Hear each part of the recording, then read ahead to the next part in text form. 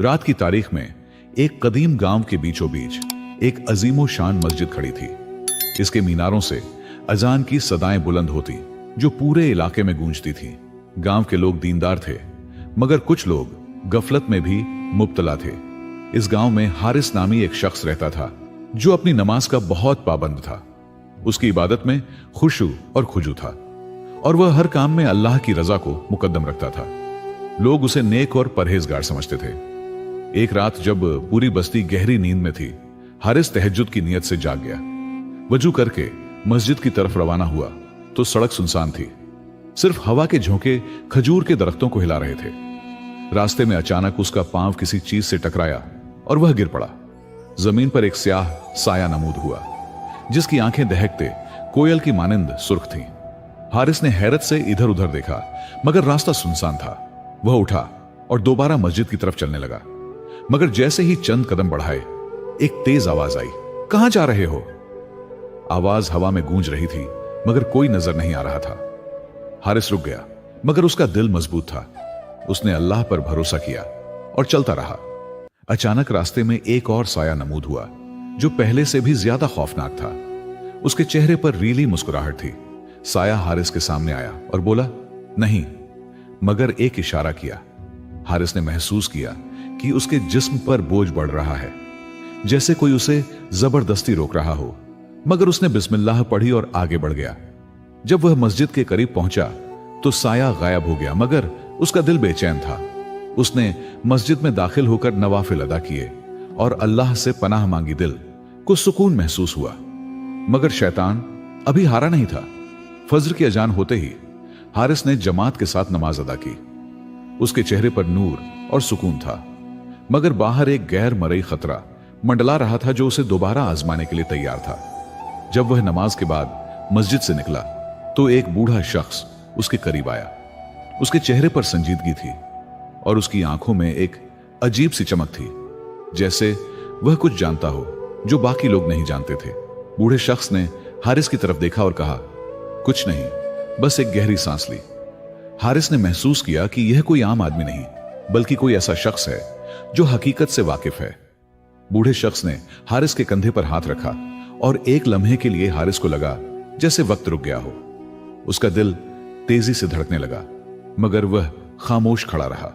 बूढ़ा शख्स धीरे से पीछे हटा और गली में मेन गायब हो गया, जैसे वह कभी था ही नहीं। हारिस हैरान था कि यह कौन था। क्या यह कोई नेक बंदा था या कोई और? वह अपने घर की तरफ बढ़ा, मगर रास्ते में उसके दिमाग में वही रहस्यमय साए और बूढ़े शख्स की मौजूदगी गर्दिश कर रही थी। हर चीज एक मासूम लग रही थी। अगली रात हारिस फिर तहज्जुद के लिए जागा, मगर आज उसका दिल अजीब बोझ महसूस कर रहा था, जैसे कोई आजमाइश उसके करीब थी, मगर वह उससे बेखबर था।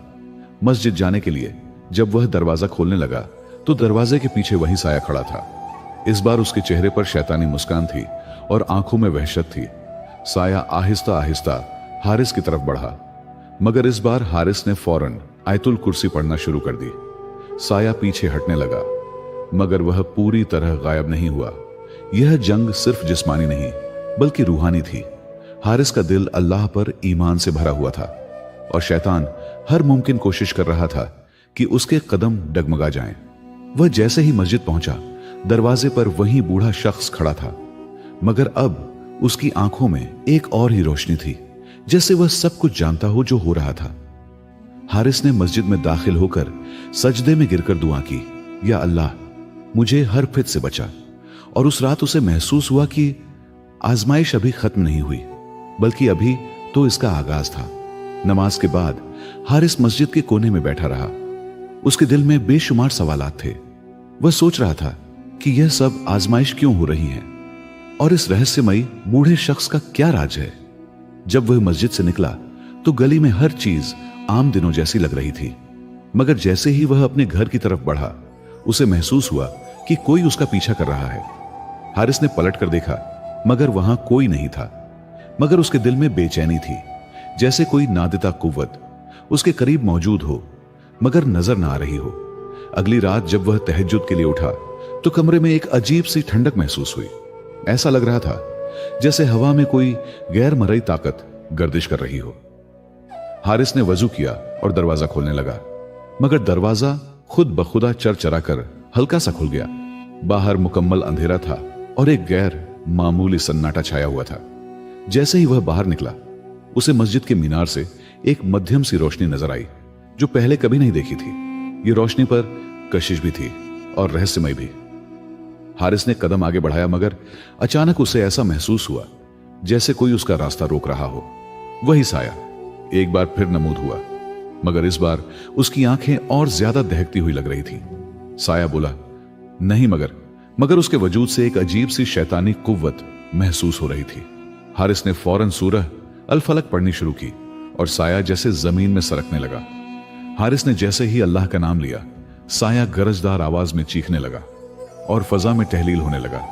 मगर जाते जाते उसने एक खौफनाक सरगोशी की, मैं दोबारा आऊंगा। हारिस के जिस्म में कपकपी दौड़ गई, मगर उसका दिल मजबूत था। वह मस्जिद में दाख हुआ और दुआ की, या अल्लाह मुझे ईमान पर साबित कदम रख। उसे महसूस हुआ कि यह जंग अभी खत्म नहीं हुई। नमाज के बाद हारिस कुछ देर मस्जिद में बैठा रहा। उसके दिल में खौफ और हिम्मत की कशमकश जारी थी। क्या वह वाकई किसी बड़ी आजमाइश में था या यह महज उसका वहम था? जब वह मस्जिद से निकला तो गली में वही बूढ़ा शख्स खड़ा था। उसकी नजरें सीधी हारिस पर जमी हुई थी। आज उसके चेहरे पर संजीदगी पहले से ज्यादा नुमाया थी। बूढ़े शख्स ने एक कदम आगे बढ़ाया और हाथ से इशारा किया कि हारिस उसके करीब आए। हारिस कुछ लम्हे रुका, फिर धीरे धीरे उसकी तरफ बढ़ा। जब वह करीब पहुंचा तो बूढ़े ने सरगोशी के अंदाज में कहा, शैतान हार नहीं मानेगा, मगर सवाल यह है कि क्या तुम भी हार मानने को तैयार हो? हारिस चौंक गया। यह शख्स कौन था? उसे यह सब कैसे मालूम था? मगर इससे पहले कि वह कुछ कहता, बूढ़ा शख्स पीछे हटा और अंधेरे में गायब हो गया। उस रात हारिस को नींद नहीं आई। उसके दिल में बेशुमार सवालात थे। वह सोच रहा था कि यह शैतान की आजमाइश क्यों बढ़ती जा रही है। क्या वह किसी बड़ी साजिश का शिकार हो रहा था? अगले दिन फज्र की नमाज के बाद जब वह मस्जिद से निकला तो बाजार में एक अजीब सी बेचैनी थी। लोग एक जानिब इकट्ठे हो रहे थे, जैसे कोई गैर मामूली वाकया पेश आया हो। हारिस जब करीब पहुंचा तो उसने देखा कि एक शख्स बेहोश पड़ा था। लोग कह रहे थे कि उस पर कोई साया नजर आया था और वह चीख मार कर गिर पड़ा था। यह सुनते ही हारिस के दिल की धड़कन तेज हो गई। क्या यह वही शैतानी कहुत थी जो उसे रोकने की कोशिश कर रही थी? क्या गांव के दूसरे लोग भी इस आजमाइश का शिकार होने लगे थे? हारिस ने कर लिया कि वह इस राज को समझेगा। उसने फैसला किया कि वह इस बूढ़े शख्स को दोबारा तलाश करेगा और उससे हकीकत जानने की कोशिश करेगा। हारिस ने गांव की गलियों में बूढ़े शख्स को तलाश करना शुरू किया, मगर वह कहीं नजर नहीं आ रहा था। बाजार, मस्जिद और पुरानी गलियों में हर जगह नजर दौड़ाई, मगर वह गायब था। जब वह मायूसी के आलम में वापस मस्जिद की तरफ बढ़ा तो अचानक उसे एक सुनसान गली में वही बूढ़ा शख्स नजर आया। वह दीवार से टेक लगाए आंखें बंद किए बैठा था। हारिस ने आहिस्ता आहिस्ता कदम बढ़ाया और बूढ़े के करीब पहुंचकर कहा, मुझे सच्चाई जाननी है, यह सब क्या हो रहा है? बूढ़ा शख्स खामोश रहा, जैसे वह कुछ सोच रहा हो। कुछ लम्हों बाद बूढ़े ने आहिस्ता से आंखें खोली और कहा, तुम्हारी आजमाइश अभी खत्म नहीं हुई, बल्कि असल जंग तो अब शुरू हो रही है। हारिस की रूह कांप गई। बूढ़े ने जमीन पर एक लकीर खींची और कहा, यह दुनिया रोशनी और अंधेरे की जंग है। तुम्हारी नमाज रोशनी है और वह साया अंधेरा है, मगर याद रखो, अंधेरा हमेशा रोशनी से भागता है। हारिस हैरान था। उसकी नमाज और अल्लाह पर ईमान ही उसकी सबसे बड़ी ढाल थी, मगर फिर भी शैतान बार बार उसका रास्ता रोकने की कोशिश कर रहा था। बूढ़े ने कहा, शैतान ने तुम्हें आजमाइश में डालने का फैसला कर लिया है, क्योंकि तुम ईमान के रास्ते पर मजबूती से खड़े हो। मगर सवाल यह है कि क्या तुम डटे रहोगे? हारिस ने गहरी सांस ली। वह जान गया था कि यह आजमाइश उसके ईमान को मजबूत करने के लिए थी। वह कभी पीछे नहीं हटेगा, चाहे कोई भी चाल चली जाए। बूढ़े ने एक आखिरी नसीहत की, हर नमाज के बाद अल्लाह की पनाह मांगो। जब भी खौफ महसूस हो, सूरह अल बकरा की आखिरी आयत पढ़ो। अल्लाह के वलियों को शैतान नुकसान नहीं पहुंचा सकता। हारिस ने इस नसीहत को दिल में बिठा लिया और पुख्ता इरादा किया कि वह कभी ईमान की राह नहीं छोड़ेगा। अगली तहज्जुद में जब वह मस्जिद की तरफ चला तो वह साया दोबारा नमूद हुआ, मगर इस बार हारिस के दिल में कोई खौफ नहीं था। यह कहानी ईमान, आजमाइश और अल्लाह पर यकीन की एक अजीम दास्तान थी। क्या हारिस अपनी नमाज से शैतान को हमेशा के लिए सकेगा?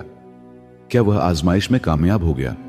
यही जिंदगी की सबसे बड़ी जंग है, रोशनी और अंधेरे की जंग, जिसमें फतह सिर्फ उन्हीं की होती है जो अल्लाह पर मुकम्मल भरोसा रखते हैं। दोस्तों, यह कहानी आपको कैसी लगी?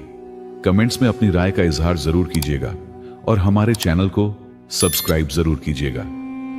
वीडियो देखने का बहुत बहुत शुक्रिया।